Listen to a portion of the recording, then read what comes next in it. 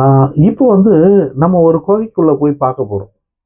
ஆ அந்த குகைக்குள்ள என்ன இருக்கு அப்படின்னு சொல்லிட்டு நம்ம தேடி போய் பார்த்தோம்னா, அந்த குகைக்குள்ள ஒரு நாய் படுத்திருக்கு. அப்போ இவ்ளோ பரந்த பூமியில விட்டுட்டு, ஏன் அந்த குகைக்குள்ள போய் படுத்திருக்கு? இந்த வெயிலுக்கு அந்த மாரி ஒரு அமைப்பு அதுக்கு தேவைப்படுது. இந்த வெயில்ல இருந்து ஒரு குளிர்ச்சியான பகுதியில போயி ஒரு குகை மாரி தோண்டி அதுக்குள்ள படுத்திருக்கு. ஏன் அதுக்குள்ள படுத்திருக்கு? இந்த சூழ்நிலை, இந்த மாற்றத்துக்கு ஏத்த மாரி அது போய் படுத்திருக்கு. இப்படி வாழ்ந்த இனம் தான் அது. காட்டுக்குள்ள இருக்கும்போது, இந்த மாரி ஒரு குகைய அமைச்சு, அதுக்குள்ள தான் அவங்க வாழ்ந்திருக்காங்க.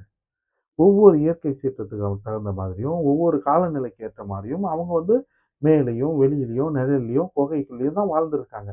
அப்படிப்பட்ட வாழ்ந்த ஒரு நாயை தான், நம்ம நம்மளோட பாதுகாப்புக்காக காட்டுல இருந்து நாட்டுக்கு கூட்டிட்டு வந்தோம். நாட்டுக்கு கூட்டிட்டு வந்து வீட்ல வச்சிருந்த நம்ம, காலப்போக்குல அத தெருநாய் ஆக்கிட்டோம். இப்போ தெருநாய் ஆக்குன நம்ம, தெருவுல கூட இருக்கக்கூடாதுன்றோம். அப்போ தெருவில் வாழ்றதுக்கே அது போராடுறது. நம்மளை நம்பி நம்ம கூட வந்த அந்த நாயோட இனத்தோட அவல நிலைய பார்த்தீங்களா? அது காட்டுல இருந்திருந்தா இந்த மாரி தானே வாழ்ந்துகிட்டு இருக்கும். நம்ம நாட்டுக்குள்ள வந்து அது வாழ முடியாத ஒரு சூழ்நிலையை உருவாக்கிட்டு, வாழவே கூடாதுன்னு சொல்றது எந்த வகையில நியாயம்? அவங்கள சித்திரவதைப்படுத்தாதீங்க. அவங்கள கொடுமைப்படுத்தாதீங்க. அவங்கள அடிச்சு கொல்லாதீங்க. அவங்க கிட்ட ஈவு இரக்கம் காட்டுங்க. அவங்களுக்கு ஒரு வாய் சோறு போடுங்க. கொஞ்சம் தண்ணி குடுங்க. முடிஞ்சா இந்த வெயிலுக்கு நிழல் கொஞ்சம் ஒதுங்க இடம் குடுங்க. நீங்களும் உணவளிக்க உதவலாம். Please help us to feet.